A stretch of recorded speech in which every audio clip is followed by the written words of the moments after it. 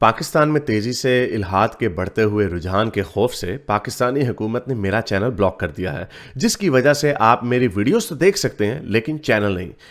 इसको दूर करने के लिए आप YouTube पर अपनी प्रोफाइल पर क्लिक कीजिए और अपनी लोकेशन को पाकिस्तान से बदलकर कोई और मुहज्जब मुल्क जहां आज़ादी सोच पर कोई पाबंदी नहीं उसे चूज कर लें। अगर आप आईफोन यूज करते हैं तो इसी तरह अपनी प्रोफाइल पर टैप करें, फिर सेटिंग्स में जाएं, फिर जनरल और फिर लोकेशन से कोई अच्छा सा मुहज्जब मुल्क चूज कर लें। अगर आप एंड्रॉयड इस्तेमाल करते हैं तो उधर भी लोकेशन चेंज कर सकते हैं।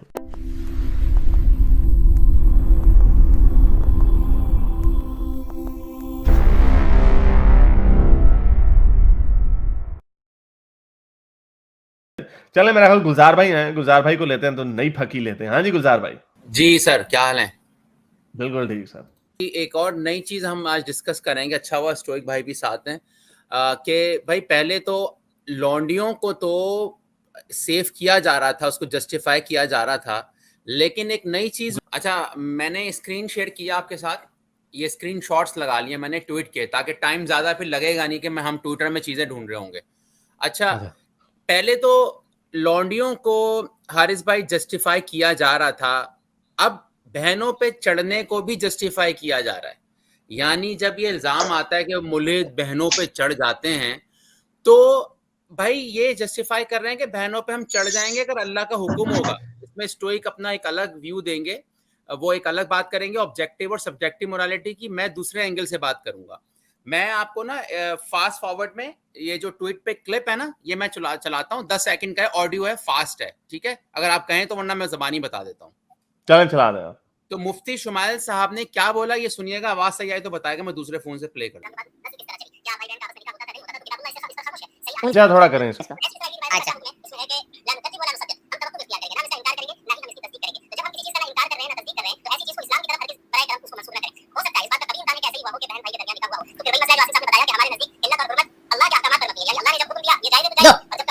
बस बस ये देखिए, ये क्या हुआ? एक मिनट, मैं सॉरी स्टॉप कर रहा हूँ। हाँ, बाकी ये क्या हुआ? हाँ, ये आपने ट्विटर पे डाली थी और ये मैंने देखी थी। इसके ऊपर जी सॉरी मैं इंटरप्ट कर रहा हूँ, अगला पार्ट भी थोड़ा सा सुन लें, उसके ऊपर भी हम थोड़ी सी बात करेंगे। अगला छोटा सा ही है, अगला उन्होंने जो एक तहवील किया ना वो भी जरा सुन लें। चल वो भी बता दें। पहले उन्होंने ये कहा है कि हमारी जो स्टैंडर्ड है वो अल्लाह मियाँ जो सही कहेंगे वो सही है। तो अगर अल्लाह मियाँ ने कह दिया कि अपनी बहनों के साथ डिंग डोंग कर लो तो ठीक है हमारे मुसाब। ये उन्होंने पहला पॉइंट रखा। yes. अगला पॉइंट सेकंड पार्ट सुने, ठीक है? स्टोरी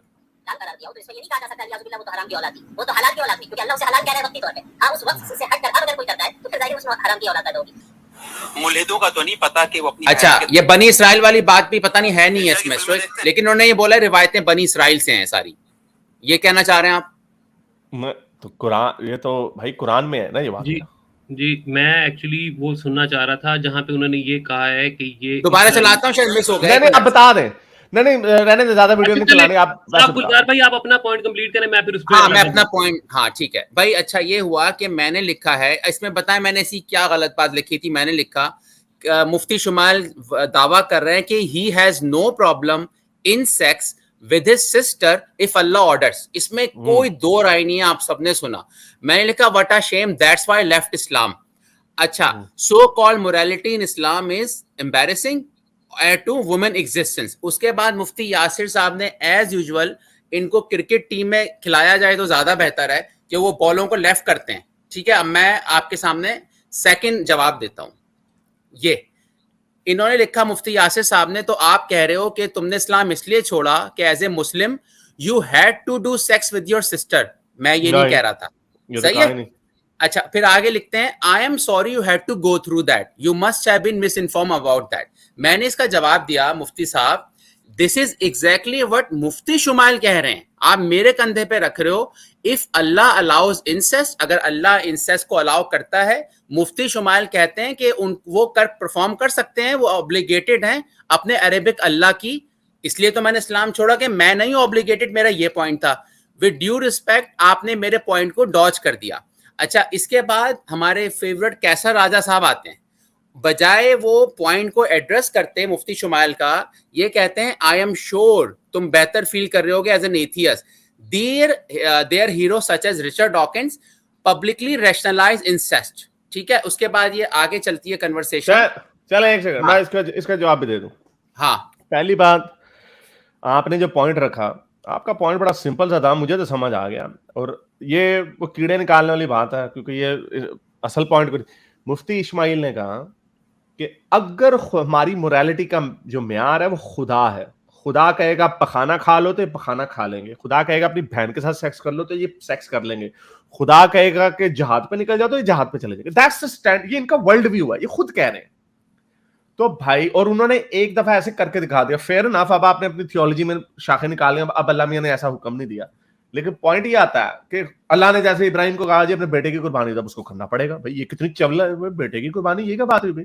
लेकिन अल्लाह ने कह दिया तो इसलिए ठीक है। तो दैट्स वाई आपने जो पॉइंट रखा, आपने ये रखा कि क्या वो औरत नहीं थी जो हबील और कबील की जो बीवियां थी, वो औरत नहीं थी, उन्होंने कहा यार ये क्या क्या यार, ये उसके ऊपर लड़ाइयां हो रही हैं, शिवलरी हो रही है, शिवलरी का कॉन्सेप्ट यही था। तो भाई आपने ये नहीं कहा कि मैंने इस्लाम इसे छोड़ा, this is one of the points कि आपकी जो मॉरल फ्रेमवर्क है ना, कि अल्लाह कह देगा तो हम ये कर लेंगे। भाई अगर आपको ख्वाब में आके अल्लाह कहते तो आप कहते नहीं जी नहीं, मैं नहीं मानता कि ख्वाब में। भाई अगर आपको अल्लाह हजरत मोहम्मद आ गए ख्वाब में, वो कहें कि हाँ भाई मैंने भी बहू के साथ डिंग डोंग मुबारक फरमाया था, तो तुम भी अपनी बहू के साथ, जो सगी बहू है उसके साथ कर लो, क्योंकि मैंने इसकी इजाजत दे दी तुम्हें। अब ख्वाब में आ गए, आपकी हदीस है कि शैतान नहीं आ सकता, वो बंदे को यकीन हो रहा। फ्रेमवर्क होता है ना, मॉरल फ्रेमवर्क होता है। कैसे आ जाना हमारी छड़नी छोड़ दियो जी, रिचर्ड डॉकिंस और लॉरेंस क्राउस ने इंसेस्ट को किया हुआ, उन्होंने उसको पब्लिकली डिफेंड किया हुआ, दो बहनों के बारे में उन्होंने कहा हुआ जो कि हम उम्र हो, क्योंकि पावर डायनेमिक्स नहीं होनी चाहिए, और पावर यानी बेटा बाप के साथ, और वो भी उनका वर्ल्ड व्यू है। वो अपने कह सकते हैं ये हमारे खुदा नहीं है, हमारा ये फ्रेमवर्क नहीं कि जो रिचर्ड डॉकिंस ने कह दिया तो वो हलाल हो जाएगा। जैसे आपका फ्रेमवर्क है अगर अल्लाह ने कह दिया तो हलाल हो जाएगा, हमारा ये फ्रेमवर्क नहीं है। तो कैसे साहब ऐसे, कैसे साहब यार ना ही बात किया करो, ऐसे पंगे मारते रहते। जी अच्छा, इसके अगला बाद फिर आप रिस्पॉन्ड कीजिएगा हर पॉइंट पे ना, आप रिस्पॉन्ड दें क्योंकि इन्होंने बहुत चवलें मारी हैं। यहाँ पे पीएचडी मुफ्ती यासिर साहब फरमाते हैं, इन एडिशन टू दैट मुलिदों के मुताबिक इंसेस्ट बैड है क्यों, बायोलॉजिकल रीजंस की वजह से। तो यहाँ पे औरतों की डिग्निटी क्या है? It's irony that culture that objectifies women talks about women dignity. आप कहीं भी मुझे रोक सकते हैं, पॉइंट दे सकते हैं, फिर मैं आगे चलता रहूंगा। अच्छा नहीं, इंसेस्ट का नहीं, ये बात ठीक है, लेकिन असल पॉइंट ये है ना, इन्होंने अपने क्वेश्चन को डॉज कर दिया। पॉइंट यहाँ पे आपने ये रखा वुमेन डिग्निटी का, आपने दो पॉइंट्स, मल्टीपल पॉइंट्स को डिस्कस कर दिया। भाई बीवी की पिटाई जो है वो वुमेन डिग्निटी के खिलाफ है। ऑब्जेक्टिफाई क्या है, क्या इसमें ऑब्जेक्टिफिकेशन है? औरत की अपनी मर्जी है। अगर एक बॉडी बिल्डर होता है, मर्द बॉडी बिल्डर अपने मसल्स बना के बड़ी परफॉर्मेंस देता है, तो वो भी अपने आप को ऑब्जेक्टिफाई कर रहा। भाई अपनी मर्जी से कोई करे तो ठीक है, उसके अंदर कोई एक्सप्लॉयटेशन नहीं होनी चाहिए। तो ये तो इसमें इसका ऑब्जेक्टिविटी से तो उसका कोई ताल्लुक नहीं है कि अगर कोई औरत क्लब में छोटे कपड़े पहन के जाती है, भाई अपनी मर्जी से जा रही है, ठीक है। ये ऑब्जेक्टिफिकेशन नहीं है इनकी अपनी, ये इन्होंने ऑब्जेक्टिफाई किया, उसको ऑब्जेक्टिफाई करके उसको बुरके बंद किए में, और कहा यासिर साहब बैठ के उसके हकीकचू के साथ बैठ के कहते हैं हाँ भाई यूनिवर्सिटी में नहीं जाना चाहिए, बेहतर है घर में करो। वो हकीकचू हकीकत में कह रहा था कि ना ना ना यूनिवर्सिटी में ना भेजो, होम स्कूलिंग करो, उनसे काम ना करवाओ। वो बंदा बेचारा कह रहा नहीं, मेरा गुजारा नहीं होता अमेरिका में एक तनख्वाह पे। तो एनीवे उसके ऊपर सेपरेट। तो अच्छा, भाई एक और ऑब्जेक्टिफाई तो बात आप नोट कर रहे करें। हैं, हाँ एक सेकंड, ऑब्जेक्टिफाई तो आप कर रहे हैं, और दूसरी बात ये है कि इसका तो उससे कोई ताल्लुक ही नहीं है। ये गुलजार भाई आपने ये कह दिया, लेकिन आपने, आई एम श्योर मैं आपके जहन को समझता हूं, आप यानी और बातों में कह रहे हैं कि ऑब्जेक्टिफिकेशन औरत की है। औरत को बुरके में बंद करके कमरे के पिछले, घर के पिछले कमरे में बंद करना, दैट्स ऑब्जेक्टिफिकेशन। कि कोई उसने चीज देखी है, जैसे मुझे कोई नई शाइनिंग घड़ी नजर आई है तो मैं चुक लूं उसे, तो इंसान ने वो नई खूबसूरत औरत देखी है तो उसको पकड़ लें। तो ये ऑब्जेक्टिफिकेशन आपकी है, हमारी ऑब्जेक्टिफिकेशन नहीं, इसका इससे कोई ताल्लुक ही नहीं है। बायोलॉजिकल रीजंस है जिसकी वजह से हम कहते हैं। तो मोरालिटी, हमारी जो मोरालिटी ड्राइव हुई है, मोरालिटी ड्राइव हुई ही बायोलॉजिकल रीजंस के ऊपर। और जो कत्ल जो है, सफरिंग जो है, सफरिंग एक बायोलॉजिकल फिनोमेना, कि आपने सफरिंग को खत्म करना, सफरिंग को कम करना है, उसकी वजह से आपने सोसाइटी बनानी है। आल्ट्रुइज्म जो है, लोगों का ख्याल रखना, ये सारे बायोलॉजिकल ट्रेट्स हैं, हमने बनाई ही बायोलॉजिकल रीजंस के ऊपर। इंसेस्ट का जो क्वेश्चन है वो तो है ही बायोलॉजिकल। तो उसमें ये फिर मुफ्ती साहब ने मैंने बस, अच्छा अच्छा, आगे। इसमें एक चीज नोट करें, अभी तक मुफ्ती साहब मेरे सवाल को डॉज किए जा रहे हैं कि मैंने बोला अल्लाह ने कैसे अलाउ किया इंसेस्ट को। मुफ्ती साहब मेन पॉइंट्स को जवाब ही नहीं देते। फिर मैंने इनको लिखा, talking about Allah morality, how come he forgot and allowed incest as first place. भाई मैंने ये सवाल उठाया, मैंने फिर लिखा remember atheist have no secret scriptures, atheist का कोई स्क्रिप्चर नहीं है, that will be on same page on this question is use let what atheist think. अच्छा, इसके बाद फिर मेरे सवाल को इन्होंने डॉज किया था मुफ्ती साहब ने। अच्छा, एक और चीज यहाँ पे इन्होंने क्या लिखा, looks like you have no idea what postmodernism is, though you follow it blind, it's better that you do some research first। इन्होंने मेरी फिर सवाल का जवाब नहीं दिया, मुझे एक मोटा सा वर्ड लिख के बात कर दी। ना, जी पोस्ट मॉडर्निज्म का इससे कोई ताल्लुक नहीं। पोस्ट मॉडर्निज्म के ये जो वोकिज्म जो है, इसको पोस्ट मॉडर्निज्म के ऊपर ये एक पूरी थ्योरी चल रही है, इसका कोई इससे ताल्लुक नहीं है। पोस्ट मॉडर्निज्म के अंदर आपकी क्रिटिकल रेस थ्योरी भी आती है। पोस्ट मॉडर्निज्म एक बड़ा लंबा चौड़ा कॉन्सेप्ट है, उसका इससे कोई ताल्लुक नहीं है। I mean, looks like you have no idea what postmodernism is, though you have followed it blindly. It's better that you do some हवाई फायर मारा है। पोस्ट मॉडर्निज्म का इससे कोई ताल्लुक नहीं है। पोस्ट मॉडर्निज्म का इंसानी हकूक से ताल्लुक है। कई जगह पे वो ज्यादा वेवर कर जाते हैं, तो हम तो ब्लाइंडली फॉलो नहीं करते। हम तो वोकिज्म जो है ना गुलजार भाई, पोस्ट मॉडर्निज्म का एक शाखसान है, उसका एक रिजल्ट है, एंड प्रोडक्ट है। तो ये इन लोगों को वोकिज्म बड़ा, और ये टुन्नी भी उनके खिलाफ बड़ा जोर जोर से बोलते हैं वोकिज्म में। भाई वोकिज्म में चीजें हैं, बड़ी बुरी बुरी चीजें भी हैं, जो कि बड़ी टू फार फेच्ड भी हैं, लेकिन वो कॉमन सेंस के जो चीजें खिलाफ हैं वो उसके अगेंस्ट नहीं जा सकती। मतलब मैं आपको एग्जांपल देता हूं, अभी अभी कल की खबर है या आज सुबह की खबर है कि इंटरनेशनल स्विमिंग जो फेडरेशन है, उन्होंने ऐलान कर दिया कि जो ट्रांसजेंडर औरतें हैं, जो ख्वाजा सरा हैं, जो अपना जेंडर चेंज करती हैं, अब उनको स्विमिंग करने की इजाजत नहीं है औरतों की खेल में, क्योंकि ये कॉमन सेंस के खिलाफ था। उसको बार बार कि वो मर्द है, उसने अपने हार्मोन थोड़े से, टेस्टोस्टेरोन थोड़े से कम किए हैं, वो कह रहा मैं आप औरत बन गया हूं, तो चले जी, अब वो औरतों के साथ स्विमिंग कर रहा है और वो जीत जाता। एमएमए में फाइटों में चले जाते हैं, और ये बाकियों में भी आ गई। मैं पिछले कुछ 4 साल से बात कर रहा हूं कि ये कॉमन सेंस के खिलाफ बात है, जो रैशनली कभी स्टैंड अप हो ही नहीं सकती। और क्या वही हुआ, अब स्विमिंग, अब ये ओलंपिक्स वगैरह में कहीं पे नहीं कर सकते इसके ऊपर।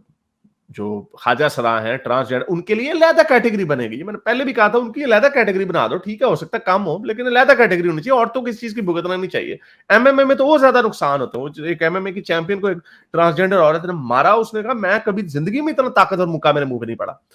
तो ये कॉमन सेंस के खिलाफ है। और इसी तरह ये बाकी के एमएमए वगैरह भी हैं, उनमें भी ये कॉमन सेंस आएगी, क्योंकि नहीं तो ये पोस्ट मॉडर्निज्म को इसके साथ जोड़ देना कि हाँ भाई you should respect everyone's desires, तो भाई आप ये उधर लेके जा रहे हैं बात को। तो भाई इसमें ऐसी कोई बात नहीं। जो चीज नेचर के, जो कुदरत के जो टैबूज हैं, नेचुरल टैबूज हैं, जो चीज उनके खिलाफ है, उनके ऊपर वो कॉमन सेंस के खिलाफ ही होगी। उसके जैसे हम ये कहते हैं कि लेफ्टिस्ट का हिजाबियों के साथ जो रिश्ता बंधा हुआ है, जो उनकी शादी हुई है, ये अक्ल के खिलाफ है, और ये कभी ना कभी एक्सपोज होंगी। इल्हान उमर ने क्या कहा, उसने अभी एलजीबीटीक्यू की सपोर्ट में, जो अभी एलजीबीटीक्यू का प्राइड मंथ चल रहा था, उसमें उसने एलजीबीटीक्यू के सपोर्ट में उन्होंने कह दिया कि हाँ जी हम इनको सपोर्ट करते हैं, हर बंदे को शादी करने का हक है। हिजाबी इल्हान उमर जो भी इमरान खान के साथ फोटो खिंचवा के गई है, वो जी बड़ा बोलती है वो, तो मोहम्मद हिजाब ने और काफी मुसलमानों ने उसको ट्रक के नीचे फेंक दिया। उन्होंने कहा हम तुम्हारी तकफीर करते हैं, तुम मुसलमान नहीं हो, तुम हमें रिप्रेजेंट नहीं करती। तो या तो इनको ये करना पड़ेगा, या तो एलजीबीटीक्यू को माने, इंसानी हकूक को माने, या फिर अपने कौमे लूत और अपना इस्लाम का झंडा गाड़े। ये कॉमन सेंस के खिलाफ है ये अलायंसेस। उसी तरह वोकिज्म की बहुत सारे पॉइंट्स जो हैं वो कॉमन सेंस के खिलाफ हैं, वो रद्द हो जाएंगे जी। अच्छा, इस पे मैंने फिर मुफ्ती साहब को टांट मारा। मैंने कहा, इन्होंने कहा ना पोस्ट मॉडर्निज्म, मैं कहा मुझे उम्मीद है कि आपका इसी तरह आइडिया ना हो कि जैसे आपने सेक्स स्लेव को कंसेंट एनालॉजी से समझा था, तो मैंने वहां पे बात की, आप ऐसे ना समझा हो। फिर मैंने लिखा मैं आपसे दोबारा सुनना पसंद करूंगा, आपकी क्या राय है। अच्छा, यहाँ पे एक और चीज हुई, ये कैसर राजा साहब ने बोला कि रैशनलाइज करते हैं ना रिचर्ड डॉकिन इंसेस्ट को। मैंने इनको लिखा अभी तो मुफ्ती शुमाइल रैशनलाइज कर रहे हैं ना कि अगर अल्लाह कहेगा तो वो बहन पे चढ़ जाएंगे। इसको इन्होंने ये वाला ट्वीट किया। फिर मुझे ट्वीट ना, मुझे लगता है मिल नहीं रहा ट्विटर पे, इन्होंने लिखा है, मगर कैसर साहब का मुझे ट्वीट दोबारा नहीं मिला। I am not sure delete हुआ या नहीं हुआ। इन्होंने लिखा you miss a vital point, either the story of Adam children marriage is true और नॉट। पहले इन्होंने बात की कि स्टोरी सही है गलत है, इफ इट्स नॉट ट्रू तो परेशान होना बंद कर दो। और फिर कहते हैं अगर ये ट्रू है, जोर से दोस्तों सारे सुने चैट में, और इन्होंने लिखा कैसर राजा साहब ने, then it happened with Allah's fiat, मर्जी, whatever, meaning Allah exists and judgment is true. Be careful what you're up against. कैसा राजा साहब अब बहनों पे चढ़ने को भी जस्टिफाई रैशनलाइज कर रहे हैं। रिचर्ड डॉकिन को तो छोड़ो, ये कह रहे हैं कि अल्लाह की जजमेंट ट्रू है अगर बहन पे चढ़ जाओ। तो इस पे तो इन्होंने फिर मुझे, अच्छा लास्ट में हमारी एक बहन है, ये है अलीना सिस्टर, इनके लिए मैंने ऑफर की है कि आप माली सरकारी से इस्लाम के हकूक पे डिबेट करें। इन्होंने मुझे क्या लिखा बहन ने, poor sadly doesn't even know Urdu. Gulzar deliberately misquoted Mufti Shumail words for clickbait. Shame on such liars. आप बताएं क्या साफ क्या उर्दू कोई में गलत मुझे नहीं नहीं बोला, आती? साफ हाँ, उसने क्या बोला, यही जवाब कैसर राजा ने भी दे दिया कि भाई अल्लाह की जजमेंट जो है वो फाइनल है। और ये जो कह रहे हैं ना क्या सच है या झूठ है, इसका मतलब इनको शर्म आ रही है। और अगर सच है भी, और ये बड़ा अच्छा काम किया, कैसर के मुंह से भी निकलवा लिया आपने, शुमैल के मुंह से भी निकलवा लिया कि जो अगर अल्लाह हमें कहेगा अपनी बहनों के साथ सेक्स करने के लिए तो हम कर लेंगे, क्योंकि सारी बात अल्लाह जो इनका म्यार है वो अल्लाह है, अल्लाह जो कहेगा वो सच है, तो बस खत्म बात। तो इन्होंने डिफेंड कर लिया उसको, कोई ऐसी बात हाँ, नहीं। और फिर बस लास्ट में लास्ट देता हूँ, फिर स्टोइक के एक दो बात शायद इसमें ऐड करेंगे, वो बनी इसराइल और ऑब्जेक्टिव मोरालिटी पे बात करेंगे। मैं बस इनको, फिर मैंने अपनी अलीना सिस्टर को जवाब क्या दिया, मैंने कहा बहन जी पहले तो कायनात के बनाने वाले ने मेरी जबान में किताब नहीं उतारी, जब मैं इसका तर्जुमा पढ़ूं तो मुझे तर्जुमे की समझ नहीं, हालांकि वो तर्जुमा मैंने नहीं किया। फिर मुफ्ती ने साफ जो उर्दू में बात की, आप दोबारा से सुने, आप फरमाती हैं मुझे उर्दू भी नहीं आती, या इस्लाम हो रहा है या मजाक हो रहा है। तो ये टोटल बहनों को जस्टिफाई किया जा रहा है सेक्स पे, वो भी मुसलमान कर रहे हैं। जी मैं स्टॉप करता हूँ स्क्रीन शेयर। फिर स्टोइक भाई आप कुछ कहना चाहेंगे बनी इसराइल और ऑब्जेक्टिव पर?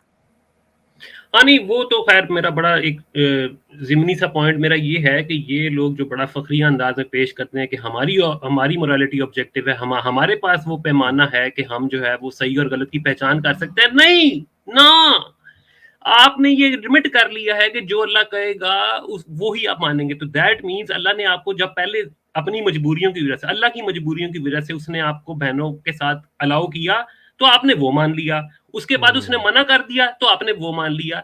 This is not objective.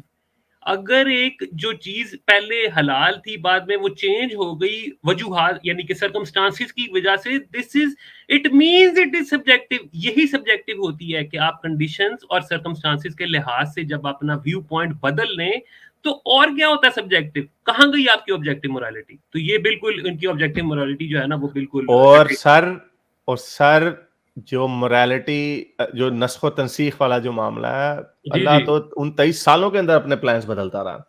अल्लाह का कभी दिल बदल जाता है तो कभी कहता है चलो जी हाँ ये कर लो, तो कभी कहता है यार ना करो। तो ये हाँ ये सब्जेक्टिव मोरालिटी है। ऑब्जेक्टिव मोरालिटी खुदा की भी नहीं है। खुदा भी जो कि ऑल नोइंग है, ये कहानियां मारते रहते हैं, इनके बड़े घर हैं। और हारिस एक मिनट आगे बढ़ने से पहले ये मुफ्ती शुमाइल साहब की मैं अदबी गिरफ्त करने लगा हूँ बड़ी सही किस्म की। हाँ जी, अच्छा हाँ, अगर आप मुझे इजाजत दें तो मैं इनका ऑडियो क्लिप सुना दूं, क्योंकि गुजार के क्लिप में वो नहीं है चीज जो, क्योंकि उनके मुंह से ताक सामने आ जाए। ये तकरीबन 45 सेकंड सुनना पड़ेगा, ठीक है? फास्ट कर।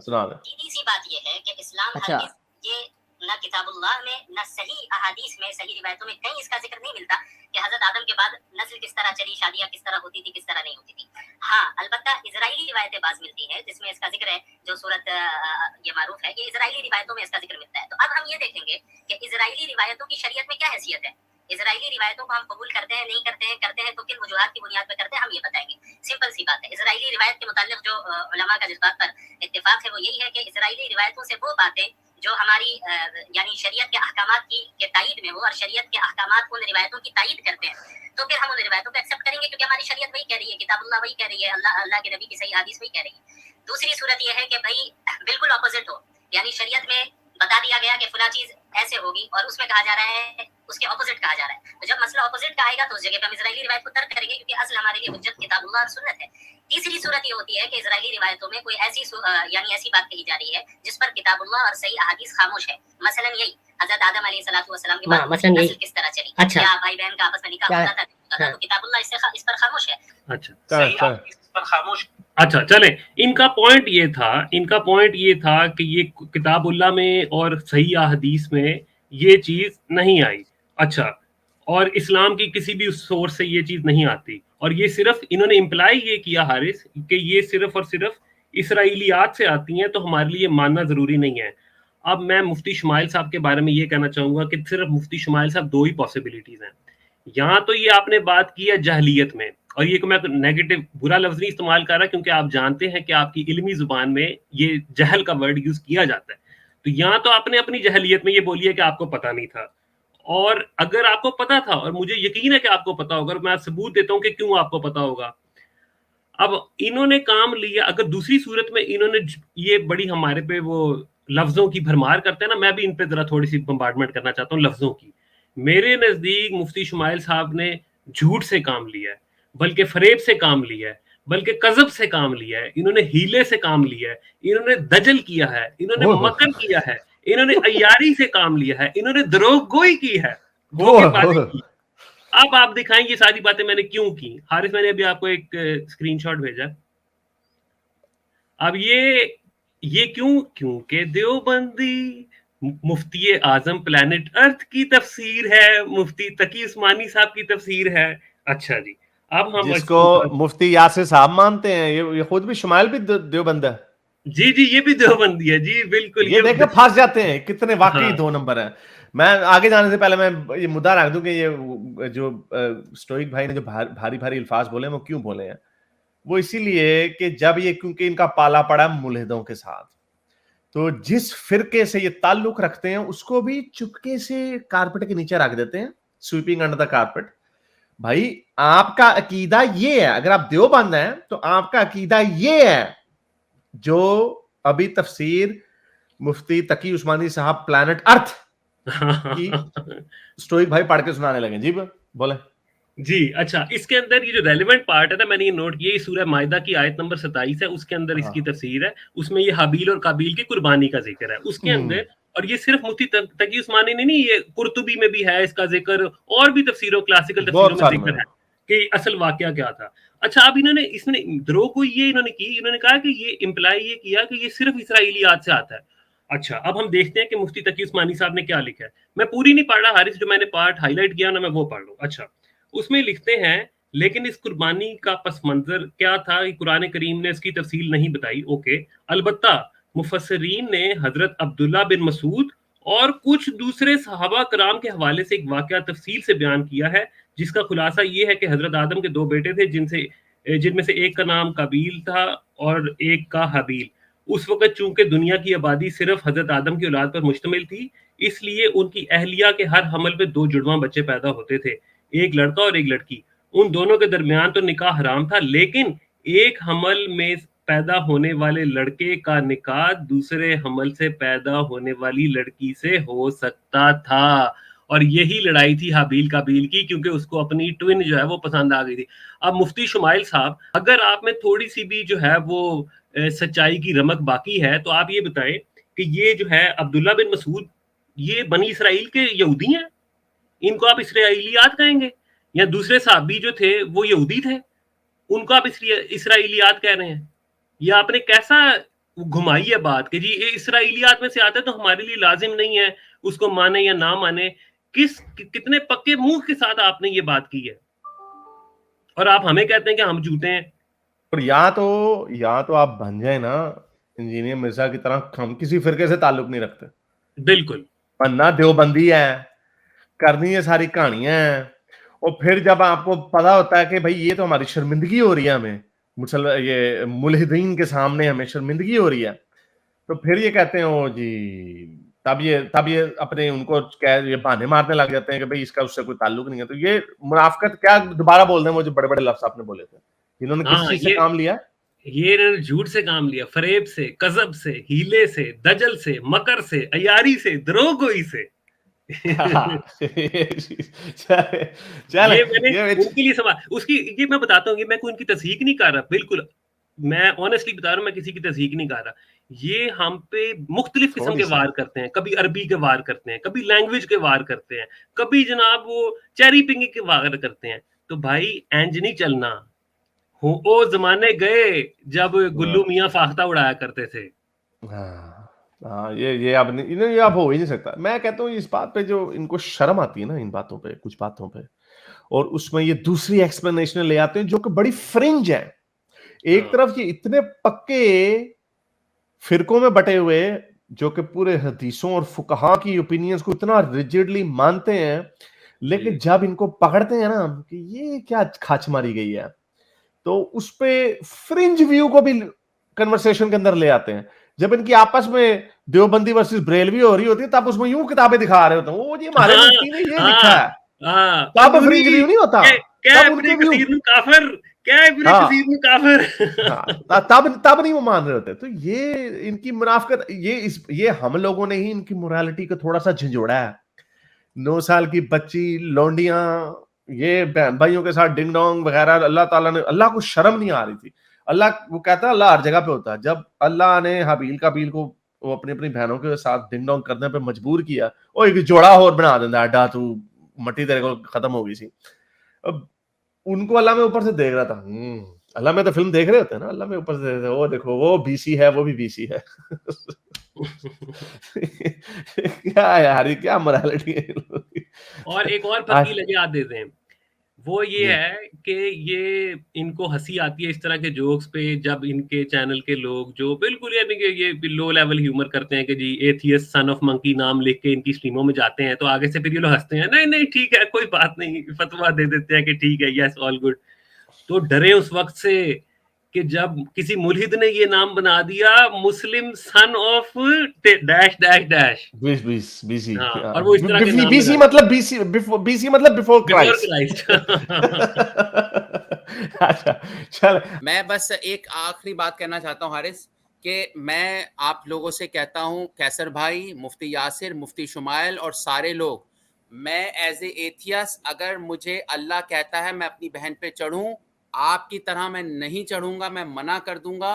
मेरी बहन है, आप चढ़ जाओगे, आपका अल्लाह कमजोर है, बेशरम है, कमजोर है, बेताकतवर है और बगैरत है कि जो बहनों पे चढ़ने का बोलता है। बस ये मेरा मैसेज था। और मेरे नजदीक अगर मेरा अल्लाह मुझे कहेगा कि अपने बेटे की कुर्बानी दे दो, तो मैं कहूंगा एफ यू।